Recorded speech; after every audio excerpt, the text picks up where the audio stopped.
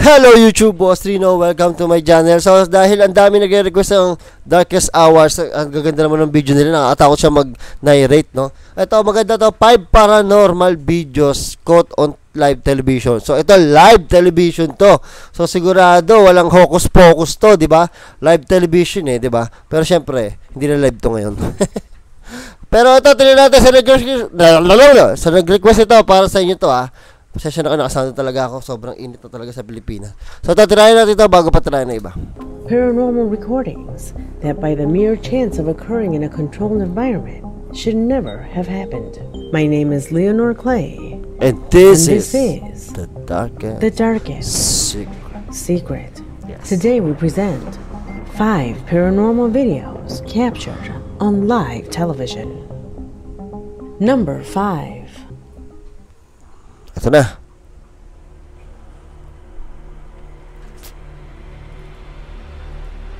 There are many conspiracy theories of global implications. In fact, more and more people are following them. The establishment of a new world order, that the moon is false, that the current pandemic is nothing more than a cheap excuse to keep the population under control. Things of this type are what attract those who claim to see beyond what is shown to us. However, the oldest of the conspiracies speak of a race of extraterrestrial origin that among the shadows maintain control of this planet. Naniniwala ako dyan sa alien. Beings that hold high positions of power and that hide under highly elaborate disguises. Although there has never been concrete evidence of that, experts in this matter maintain that on several occasions, this has been proven. For example, one of these supposed pieces of evidence was recorded some time ago in a live broadcast by Dr. Anthony Fauci, one of the main members of the White House Coronavirus Task Force, in the middle of a public statement that he made on television, as you will see below. Watch.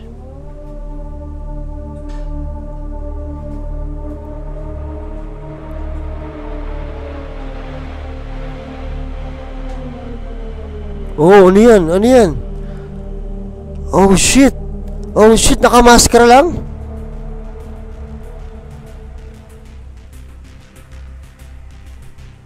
Putang ina no. Ay, gusto ko tumawa ganito. Nakamaskara lang. So, ibig sabihin, hindi siya yung nagsasalita. Nakamaskara lang. Gago. Puta, pinagluloko talaga tayo ng tumanga to. Tarantado kayo, Oh, di ba? Oh. Could this be considered evidence? Although as far-fetched as that theory sounds, you cannot deny that the image is striking. It seems that the skin on his neck has literally detached from the rest of his body, as if it were part of a mask. Live to, Could it just be stretched skin due to old age? Or are all those conspiracy stories right? Could Dr. Fauci be one of these beings? Tell me what you think. Tang ina, pinagloloko talaga tayo ng mga hype na gobyerno na to. Diba? Tang ina. Sige, takutin nyo pa ang tao. Mga hayop kayo. Number 4. Kaya ako di ako naniniwala sa mga sinasabi sa TV. Gago na makaget over dun Tang ina, mas talaga yun no? Following recording arrived in my email thanks to Eduardo Lopez, a regular subscriber who tells that one day, while watching the news that was covering the wake of a well-known authority in Brazil, he was surprised when in fractions of a second the camera managed to record an extremely strange moment. What did it record? See for yourself. E ex-deputado estadual Juca Gama. Juca tinha 63 anos e exerceu o mandato por 4 anos. Uy, tang ina mo, umangat yung ulo? Although there have been recordings of people coming back to life after being put in a coffin, it's hard to assume that this is one of those cases. One could fall into many explanations. A shadow, a distortion in the image, or some other random situation. However, Eduardo has no doubts, affirming that what can be seen coming out of the coffin corresponds to part of the head of the deceased man, a person who was buried live on television and who since then has been lying dead in a local cemetery. Could this be possible? Without a doubt, a very surprising event. Number 3. Ang galing nitong Darkest Secret, nakakatuwa yung mga niya, mga video niya. Ampunin ko na to. Ito ang video, ganito ang video. From Peru, Indira Fuentes, a faithful subscriber, wrote to my email telling me about a disturbing moment that occurred in the middle of rescuing a dog from a burning house. The newscast showed the spectacular maneuver that a young man carried out to get the animal from the second floor of the house. Everyone had abandoned the building, as they always gave priority to people, and the last thing left inside was this puppy, which due to the flames, no one dared to rescue, except for this brave young man. Tapang naman, very However, good. at the same moment that this was happening, to the side just a few centimeters away, the image shows something completely bewildering. Pay attention.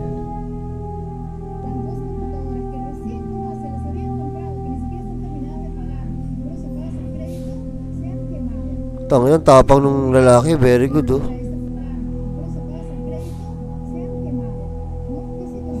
Uy, tangina, may kamay, no? May kamay. Yun, Tangina, kinikilabutan ako. Nice, ang ganda ng video.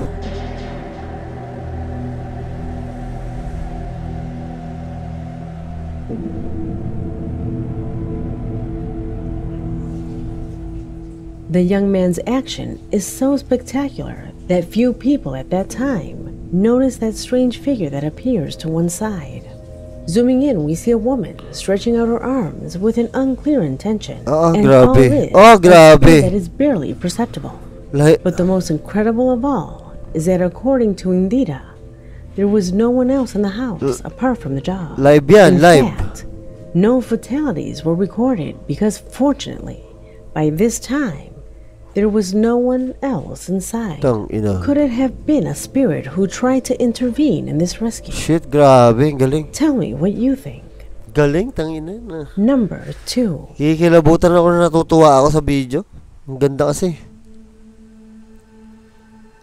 I always get dozens of videos by email that claim to show the most impressive things on live television. Some have nothing paranormal, and others you can tell by far that it's fake. At first, this video was going to occupy this position.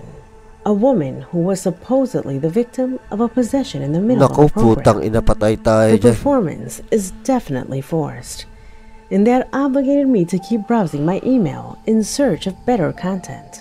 This is how I came across footage that left me speechless. It doesn't matter how much I rewind the video that you're about to see, I still cannot find a logical explanation for the event. You see, Me Late is a Chilean program that focuses on humor and fun. There is no room here for the paranormal context. Vanya Baile is the name of the subscriber who sent me this material. She tells me that while watching episode 25 of this program on YouTube, she noticed that one of the trophies that the driver has on his table turns in a way that is too strange. So strange that it even defies all logic. Watch the video and try to find a logical explanation.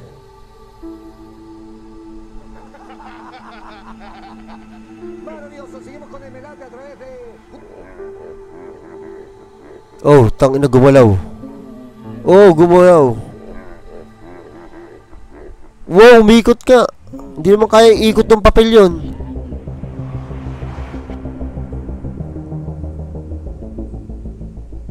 Watching the video in slow motion, you can see that it first makes a small, subtle movement to our right before turning energetically to the left.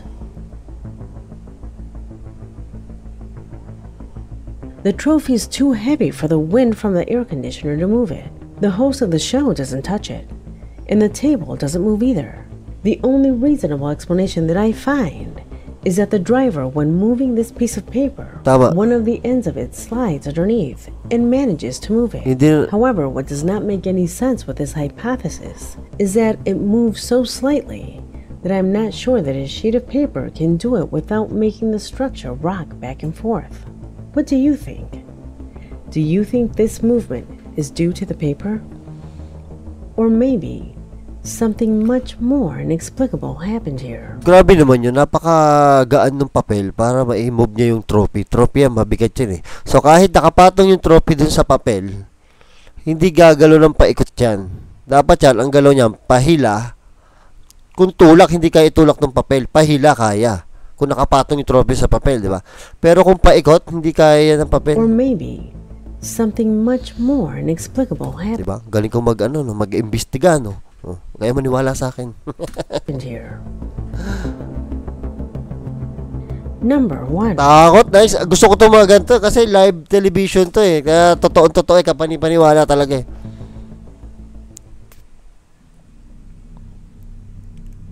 We conclude this video with a disturbing footage sent from Mexico by Luis Fernando, a faithful subscriber who sent me a video corresponding to a section of the nightly news, where the presenter announced the unfortunate murder of a woman.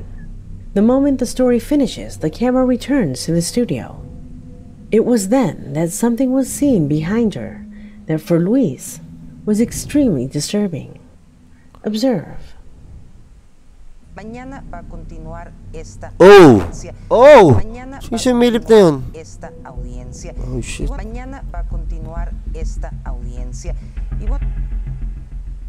Unexpectedly, a figure is seen for a few moments. Tang-ina. Perhaps it could be someone from the cleaning staff Tama, crew. or an employee from the press Oh, department. yun sasabihin ko eh. However, and as strange as it may sound, for the woman's relatives, that figure is very similar to her silhouette, contemplating as if she were another witness to the news of her own death. Could this be true? Let me know what you think in the comment box, because this video has come to an end. My name is Leonor Clay, and this was The Darkest Secret. Galing ng boses. Grabe, galing ng boses. Galing nitong video na to, naaliw ako. Siguro kahit isang oras to, hindi ako mapapagod manood. Ang bilis ng oras, so saglit lang natapos na. Kasi lahat gusto ko gawa ng live television. So, maraming pangyayari doon na live talaga na pwedeng hindi naman totoo. Pwedeng yun nga, baka nahigit ng papel or yung gumano sa, yun sa may aso, baka nagawa lang ng usok. Pero mapapaisip ka, imposible nung magkorting babae yung usok, diba? Pero possible. Alam mo yun, yung maglalaro yung isip mo kung peke o hindi, di ba? Pero parehong 100% na peke, 100% na totoo, parang gano'n. Hindi ka tulad yung ibang video na 50-50, 30-40. Siya pareho 100. Ganun ka accurate yung pagka live television. Di ba? Ay, naaliw ako. Sana naaliw kayo. Ang galing nitong The Darkest Secrets, di ba? So, this video is come to an end. This is Boss Reno. And this is Boss Reno. Maraming salamat sa panonood at hanggang sa muli. I came from the mud.